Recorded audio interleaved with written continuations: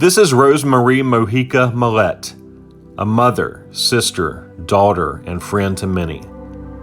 She was reported missing from Wilmington, North Carolina, September 2001. Her body wasn't recovered until March 8, 2002. Rose was the victim of a brutal homicide, her body found behind MCO trucking off Highway 421. Detectives have named John Wayne Boyer as a suspect in the case, but he has not been charged. Boyer used to drive for MCO and is currently in prison for the murder of Jennifer Smith in Tennessee. He was also convicted of the murder of Scarlett Wood in Wilmington. Rose's sister spoke at the Victims Hour at a Q Center for Missing Persons conference. Listen to her powerful message. It's time for justice for Rose. The man they believe killed my sister is behind bars for other crimes, but they don't have enough evidence to convict him. We were hoping for a conviction one day. They did find her remains. I did write a little thing about her because this is so heavy.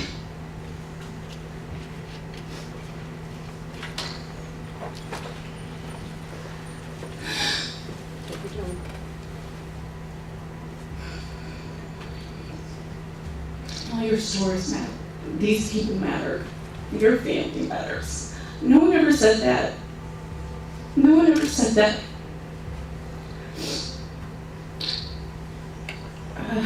Sometimes I think that it's because, like, in our family, my sister wasn't prominent in society.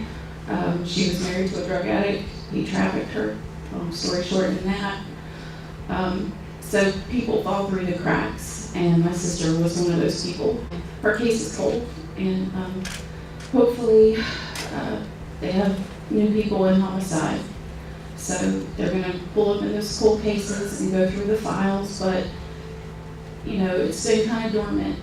There's a little piece knowing we have buried her, but they have never convicted him, and I don't think they'll ever walk free again, but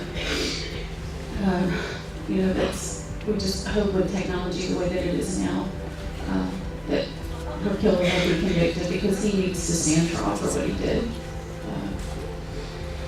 I just want to read about her sister, Laura, her other sister. There were 5 of us, 5 siblings.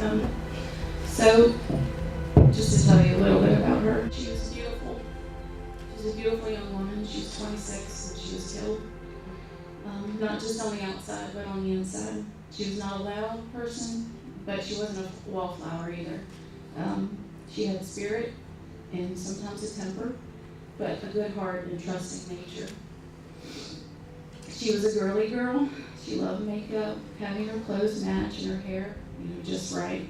Nice in spite of us being low income, poor pretty much. She loved boy bands.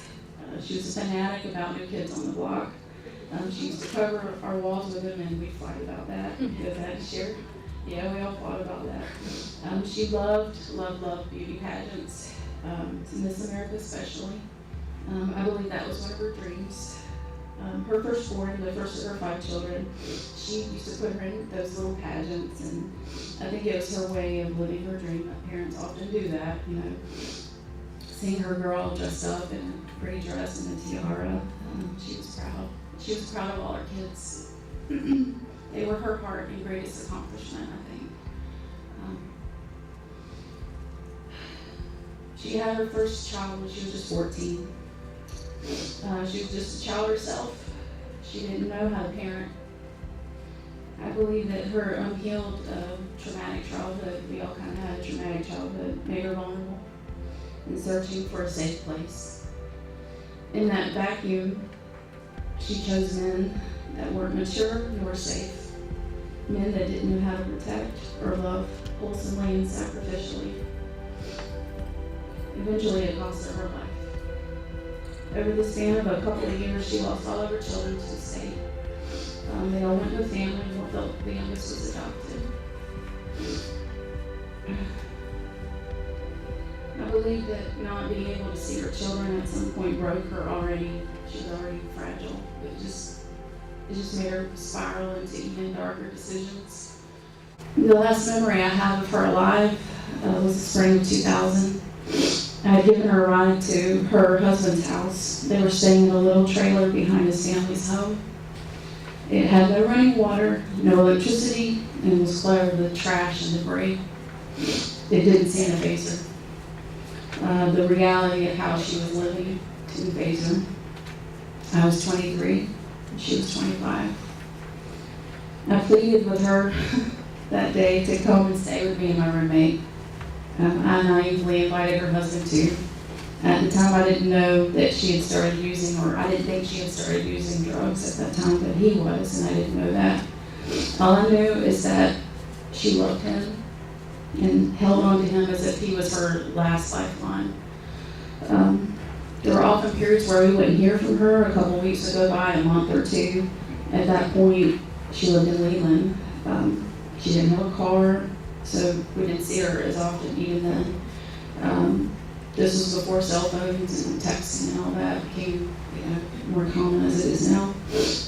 I didn't realize that she was even missing until one day 2 detectives came to my job and showed up and asked questions about the last time I'd seen her. Then some months later, a forensic call from my mom saying that they found her remains. She was found on 421. And I like the way that said her killer because he doesn't deserve to be named. He had bashed her skull and wrapped her in a blanket and left her by the railroad tracks.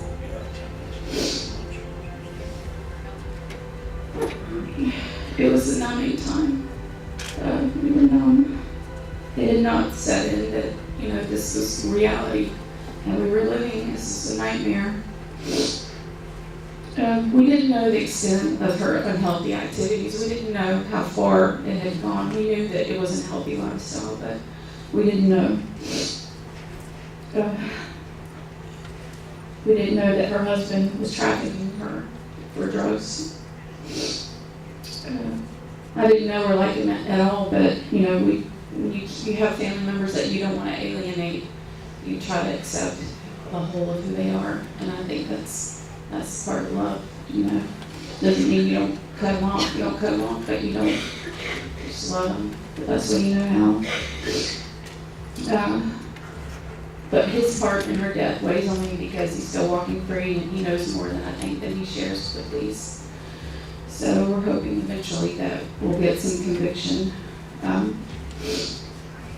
with technology, the way that it is now, that he will confess or they can get enough evidence to convict him. Her death has affected my family and her children on so many ways. Too many to share today.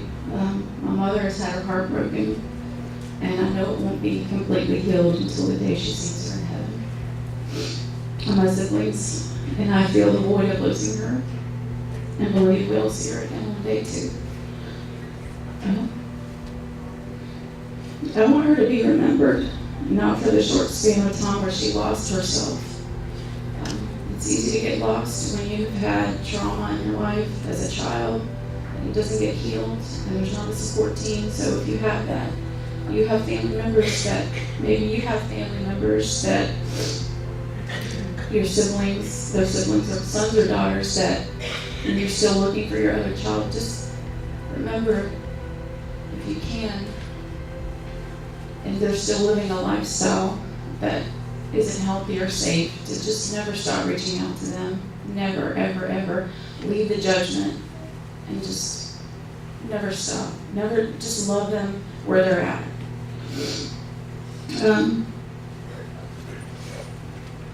I wish that we had conveyed more often that we loved her. I know that she knows we loved her, but you think back on the times when you weren't getting along or just hard times, hard memories. It's a mixed bag of things when you lose someone, especially the way that she been so young, that she died so young. She was a wife, she was a mother, she was a child, and she was a child of God. If you have any information on this case, please contact the New Hanover County Sheriff's Office at 910-798-4200 or the Q Center 24-hour tip line at 910-232-1111. 1687.